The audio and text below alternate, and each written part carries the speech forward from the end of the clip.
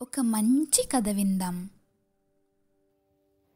తెనాలి రామకృష్ణుడు తెనాలి నుంచి విజయనగరం వెళ్తున్నప్పుడు ఆ రోజు రాత్రి బస కోసమని ఒక కాళికాదేవి ఆలయంలో ఆగుతాడు. ఒక జంతు బలికి సిద్ధమవుతున్న కోయవాళ్లను తెనాలి రామకృష్ణుడు, అతని భార్య కమల కలిసి తెనాలి రామకృష్ణుడి మాటల చాతుర్యంతో, తెలివితేటలతో ఆ జంతుబలిని జరగకుండా ఆపుతాడు. ఆ రోజు రాత్రి కమల పిల్లవాడు పడుకుండిపోయిన తర్వాత తన దీన స్థితి గురించి ఆలోచించుకున్న రామకృష్ణుడు చాలా బాధపడుతూ ఈ నరబలులు, జంతుబలులు స్వీకరిస్తున్న అమ్మవారిని చూస్తూ ఎంతో కోపంతో, ఆవేశంతో అనరాని మాటలన్నీ అంటూ ఉంటాడు. అప్పుడు రామకృష్ణుడి మాటలు విన్న అమ్మవారు సాక్షాత్కరిస్తుంది. తన సరదా మాటలతో అమ్మవారిని కూడా హాయిగా నవ్వేలా చేస్తాడు. అప్పుడు అమ్మవారు తన 1000 తలల విశ్వరూపాన్ని ఉపసంహరించుకొని ఆహ్లాదకరమైన రూపంలో సాక్షాత్కరిస్తుంది. అప్పుడు రామకృష్ణుడు ఎంతో భక్తితో అమ్మవారిని ఇలా స్తుతిస్తాడు. సర్వమంగళ మాంగళ్యే శివే సర్వార్థ సాధకే శరణ్యే త్రయంబకే గౌరీ నారాయణీ నమోస్తుతే. అమ్మా, నువ్వు మా అందరికీ జగదేక మాతవి. మేమందరం కూడా నీ పిల్లలమే కదా.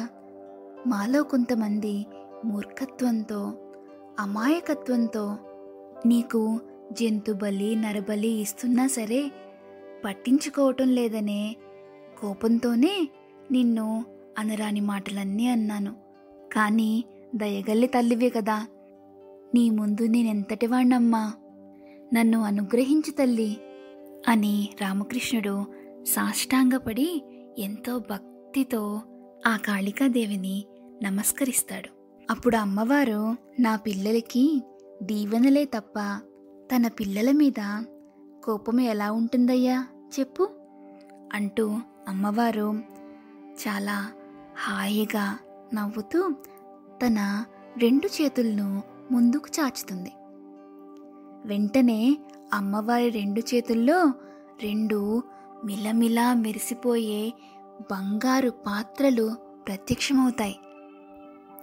నాయనా రామకృష్ణ, నా చేతిలో 2 పాత్రలున్నాయి.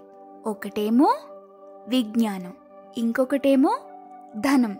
ఈ రెండింటిలో నీకు ఏది కావాలో కోరుకో అంటారు ఆప్యాయంగా. అప్పుడు రామకృష్ణుడు ఆ 2 పాత్రల వైపు చూస్తూ, ఒకటేమో ధనము, ఇంకొకటేమో విజ్ఞానమా? విజ్ఞానమా ధనమా? ధనమా విజ్ఞానమా? ఇదా అదా? ఇదే. ఆహా కాదు, అదే అంటూ అమ్మవారి చేతుల్లోంచి ఆ 2 గిన్నెల్ని ఒకేసారి తీసేసుకొని రెండింటినీ ఒక దాంట్లో కలిపేసి 2 కలిపి తాగేస్తాడు. అలా విజ్ఞానాన్ని, ధనాన్ని 2 కలిపి ఒక పాత్రలోకి వేసుకొని తాగేసిన వెంటనే అమ్మవారి వైపు చూస్తూ, విజ్ఞానాన్ని, ధనాన్ని 2 కలిపే ఆరగించేశానమ్మా. నేనిప్పుడు విజ్ఞానం, ధనం 2 కలిగిన వాణ్ణి, ధనమైన విజ్ఞానవంతుణ్ణి అయిపోతాను. అయినట్లే కదా అంటాడు కొంటెగా. రామకృష్ణుడు చేసిన పనికి అమ్మవారికి కోపం వస్తుంది. వెంటనే కోపంతో అమ్మవారు, అమ్మ మాట కాదంటావా? ఇందుకు తగిన ఫలితాన్ని అనుభవిస్తావు. నీ జ్ఞానం, నీ కవిత్వం 2 కూడా వినోదానికే పరిమితమవుతాయి. నీ దగ్గరుండే ధనం కూడా నీకు ఎప్పుడూ ఉపయోగపడదు. నీ చుట్టూ ఉన్న వాళ్ళకే ఉపయోగపడుతుంది. నువ్వు వికట కవివవుతావు అని చెప్పి మాయమైపోతుంది. రామకృష్ణుడు వెంటనే చేతులు జోడించి, చాలు తల్లి చాలు, నాకు ఈ వరం చాలు. నీ అనుగ్రహంతో వికట కవినవుతాను. వికట కవినై అందరినీ రంజింపచేస్తాను. నీ దీవెనలతో నాకు లభించే సిరి సంపదల్ని సద్వినియోగం చేసుకుంటాను తల్లి. ఈ లోకంలోనే ఎవరికీ దక్కని వికట కవి అన్న గౌరవాన్ని సుస్థిరం చేసుకుంటానమ్మా. ఎంతో అదృష్టవంతుడిని.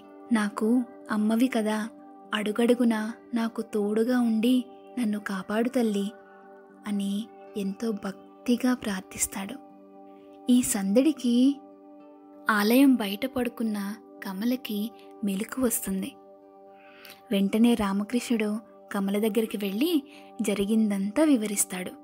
రామకృష్ణుడి ఆనందానికి అవధులు లేకుండా పోతాయి.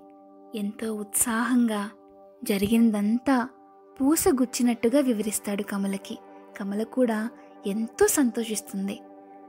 ఆ మరుసటి రోజే రామకృష్ణుడి కుటుంబం విజయనగరం వైపు ప్రయాణాన్ని కొనసాగిస్తారు. కథ సమాప్తం.